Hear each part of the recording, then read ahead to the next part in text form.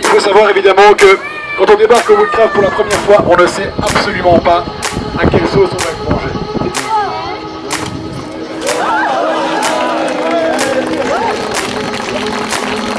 On a construit des roulements à galets. Donc le roulement à galets permet de supporter des grandes charges et de laisser tourner la roue beaucoup plus librement qu'un bois en contact direct sur le bois, quoi.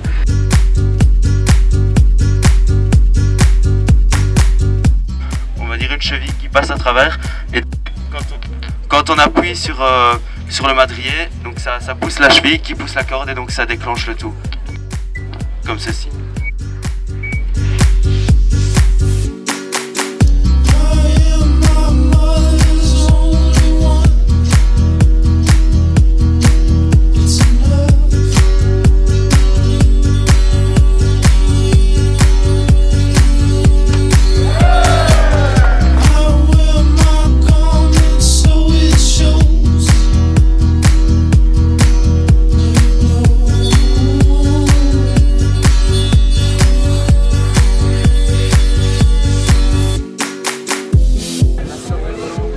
Voilà. Alors, tu as le volant devant toi, c'est une boîte automatique. Hein. Donc il y a 2 pédales, le levier de vitesse pour avancer, pour reculer. Ça va? Est-ce que ça ira? Allez les gars, vous la poussez, vous la ramenez. Ben, si jamais tu peux retourner avec en France, tu vois, c'est plus rapide que vite pour retourner en France. Allez les gars, vous êtes là, on charge la remorque, ouais, puis tu embarques le tout, hein, ça va?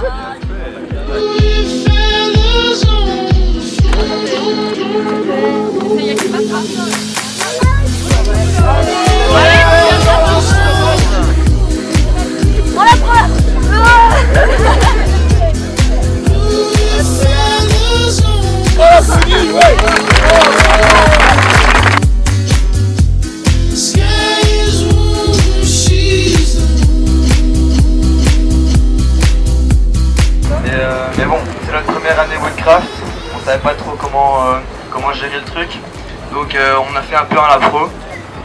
On a reçu beaucoup de conseils des jurys, de la Horde et d'autres équipes qui nous ont donné beaucoup d'aide dans cette construction.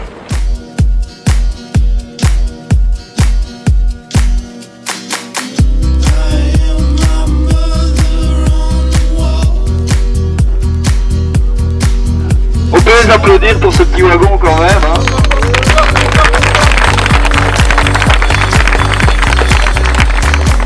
Je vous invite vraiment à regarder les détails de cette construction parce qu'il y a une stabilité extraordinaire, il y a beaucoup de triangulation, il y a des goujons au niveau des essieux, c'est une équipe qui a vraiment fait un excellent travail. Ils sont là depuis la 2e fois, on peut vraiment les applaudir, c'est vraiment une équipe superbe. Alors, il faut savoir que le concours permet de rassembler des équipes qui viennent d'un peu partout et avec des compétences et des niveaux différents. L'avantage du concours Woodcraft, c'est que ça permet de partager ses connaissances.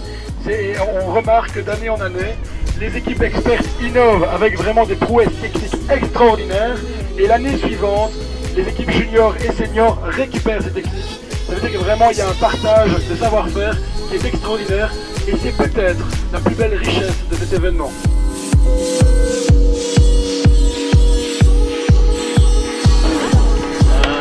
Tu montes et descends, et maintenant on peut tourner. Voilà.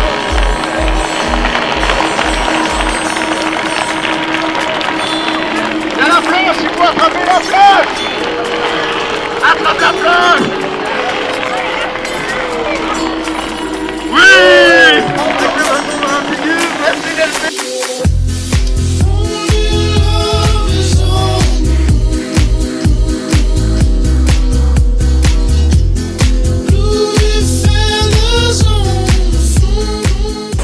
Avoir conduit le bateau que vous m'aviez promis. Je vous propose de faire partie de mon équipage.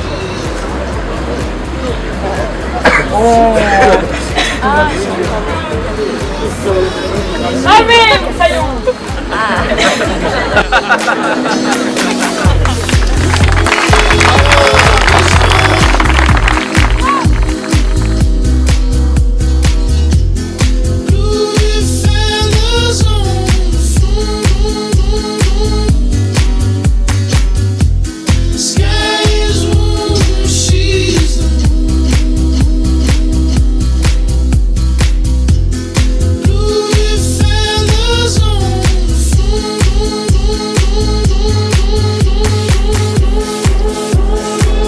collaboratif, il faut être un minimum 3 voire 4 pour y jouer.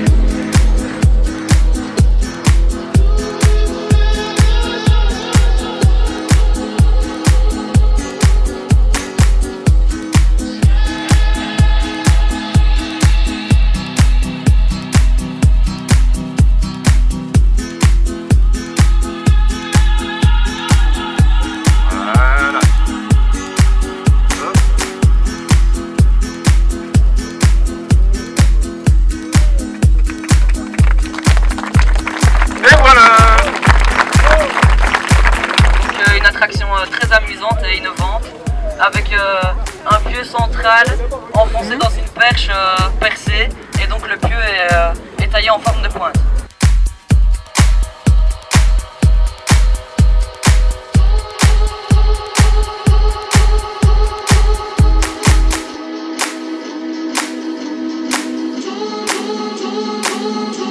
La Horde fait partie en quelque sorte de la Show Team. La Show Team, c'est une équipe qui œuvre toute l'année pour promouvoir l'art de la construction Woodcraft.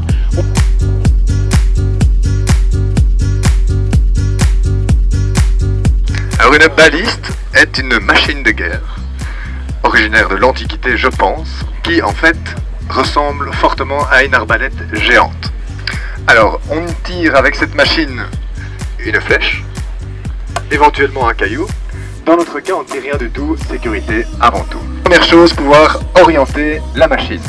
Alors, nous avons à l'arrière de cette baliste fixé une petite roue qui permet à la baliste de tourner sur son axe, qui est donc bien évidemment mobile au centre ici.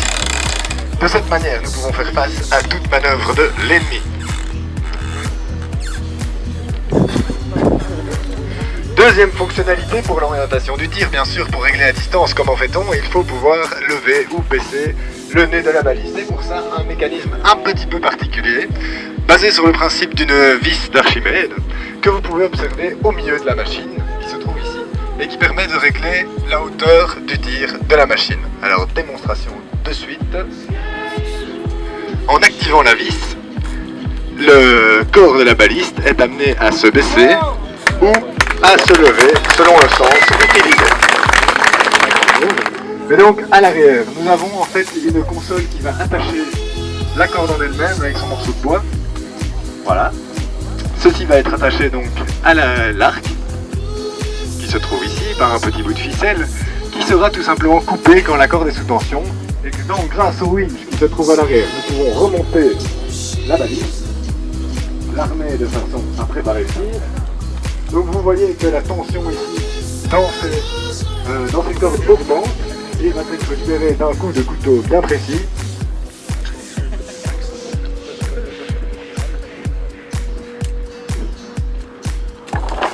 Et voilà.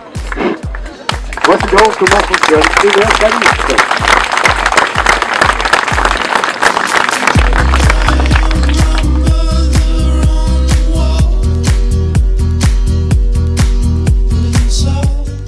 De faire un château hanté.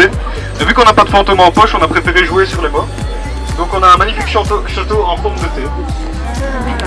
Voilà, merci. Donc, le défi c'était surtout de rendre la construction stable, et étant donné la forme, il fallait vraiment une base qui puisse le porter sans pour autant défigurer le thé.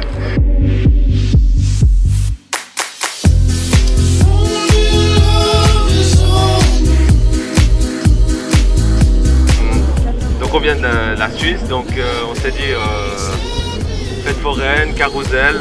Alors on vous a construit un carrousel de traite pour apprentis fermiers.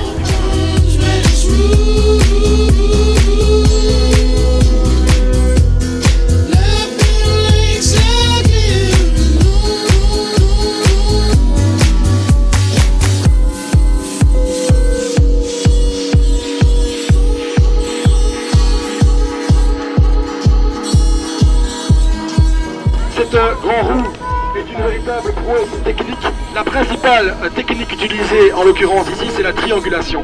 Il faut savoir qu'en Woodcraft, le carré ne tient pas, il bouge, il devient losange. Tandis que le triangle, c'est une forme tout à fait fixe. Et quand on additionne des triangles, on arrive à quelque chose de très stable. La vitesse de croisière est d'environ 5 nœuds. On a, à mon avis, plus de 1 km de brelage réalisé sur cette construction. On a environ 60 perches de sapins qui ont été réalisées. Et alors, vous voyez bien le fonctionnement vraiment idéal. J'ai pu vivre l'expérience hier. Vous retrouvez au-dessus de la Grand Roue. Vous êtes à 10 mètres au-dessus de la Grand Roue et vous vous dites, il n'y a pas de clou. Et là, vous stressez.